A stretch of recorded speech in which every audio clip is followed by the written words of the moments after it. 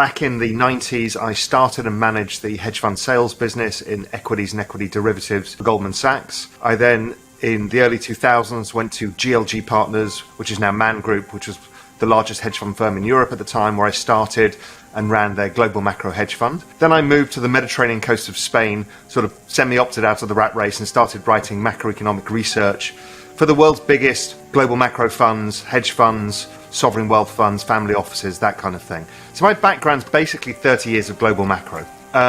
Then I'd gone through the financial crisis in 2008, and I was one of the people who was kind of at the epicenter of predicting what was going on. A lot of people in the film The Big Short were kind of clients of mine, and I kind of knew a lot of how this might play out. The same happened in 2012 when Europe almost fell apart. So I was thinking, why me, living in a beach town in Spain?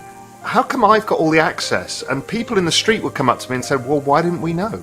And I thought, there's something wrong here with the distribution of information, that only some people get it and others didn't. And that's why I started Real Vision. So Real Vision is basically a video-on-demand platform. It's actually larger. It's now a broader media company that basically concentrates on helping other people gain access to the world's most preeminent intelligence, financial market intelligence. And we do that by interviewing the world's most famous hedge fund managers, independent analysts, strategists at length. Also in that journey, so I had a journey that I wanted to help educate, level the playing field, and understood that the world had changed away from the intermediaries to a disintermediated world. And I wanted to play a part of that, and video was the big answer.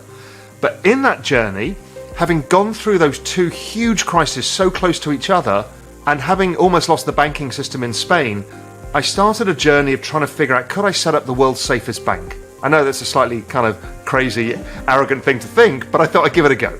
So we got together with a bunch of others, and we went around the world to Singapore and the Middle East and to Switzerland and the US trying to do this, and it became hard.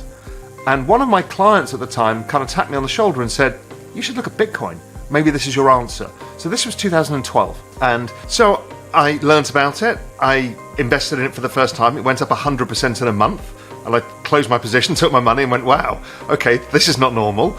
And then I kind of did the first analysis of stock to flow, meaning I looked at it like gold and thought, well, with this much supply and this much gold above ground and this much known reserves, if we imputed the same thing for Bitcoin, when gold was at 1,300, Bitcoin should be at 1 million. So I'm like, okay, this is interesting. This, from a macro perspective, looks cheap. So that started my whole journey. And I also realized that after 2012, the next global recession would see this parallel financial universe using blockchain technology meet this macro world of excessive debts, a financial system that's somewhat fragile, and all of these things would have a horizon point. And that all happened last year. So at top level, the internet grew at an adoption rate of 63% a year from 1999 to 2000. That was the fastest adoption of any technology the world had ever seen. Crypto, in its broadest sense, is actually growing at an adoption rate of 113%, twice the speed of the internet. So this is of an order of magnitude none of us have ever seen before. And most of our narratives are somewhat behind what's actually happening because so many people are working on this. But what I think is going to happen to the financial industry, I think it's actually going to change all global business models. But to the financial industry, we know some of the big problems that have been outstanding. Things like rehypothecation. You know, what happens at things like DTC level, CC level, or Euroclear? You know, who owns what asset? The ability to tokenize these assets is a game changer. And the ability to trade 24 hours a day instantaneously and fractionalize it is also a game changer. So I can't see any reason on earth while all equities and all bonds are not going to go into the blockchain.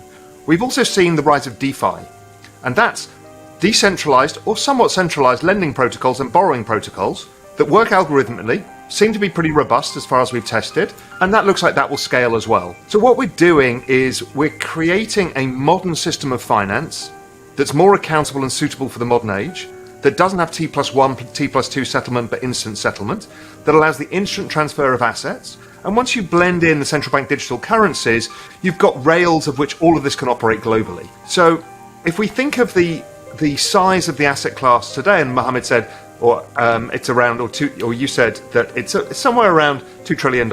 If we look at the global equity market, the global bond market, global real estate, which can also be tokenized. All of these things, they're between 100 and 200 trillion dollar assets.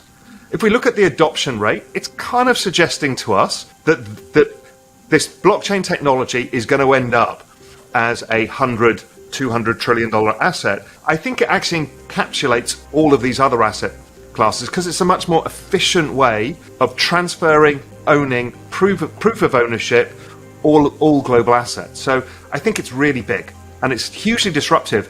As Mohamed said, we don't know actually what format the central banks are going to do this. My guess is they'll start with the non-disruptive version, as he suggested. I think they will move towards the disruptive version. We're already kind of getting noise of that out of the US, that maybe they want to do it in conjunction with the private sector. Maybe DeFi is an efficient way of doing it and fintech is an efficient way of doing it. Do we need money center banks?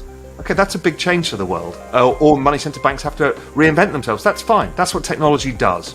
It strives all of us to improve our business models or adapt. So, yeah, look, it's really exciting times for finance, and it's bigger than finance itself. So what's the mood around digital currency, digital assets, with the investors that you're speaking with?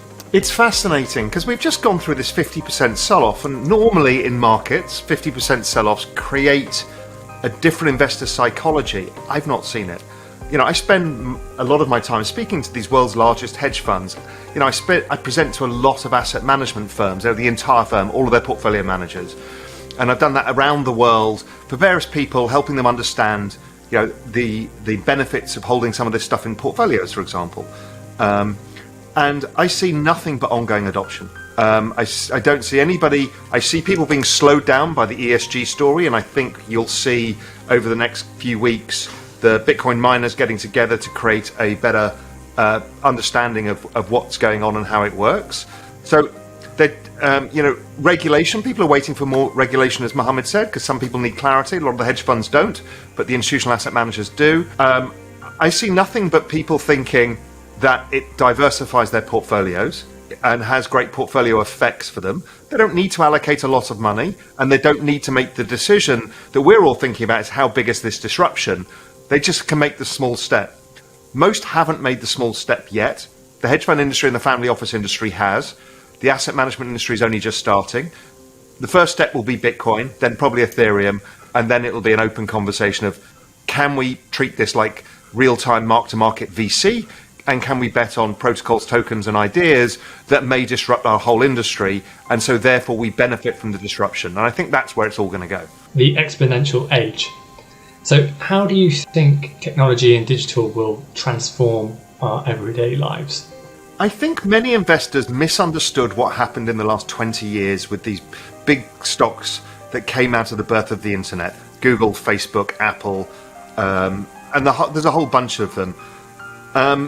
I spent a long time trying to understand what that was. What really happened there? Why did we all misjudge it and say, well, it looks ridiculous. Amazon's worth more than every bookseller in the world. This doesn't make sense to me.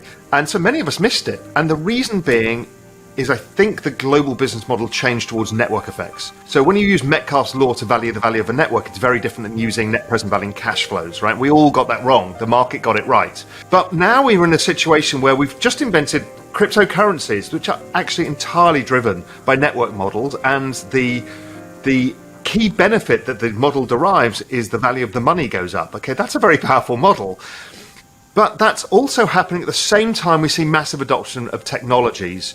So we're going to go from very few electric cars to, by 2030, 65% of every car in Europe being electric.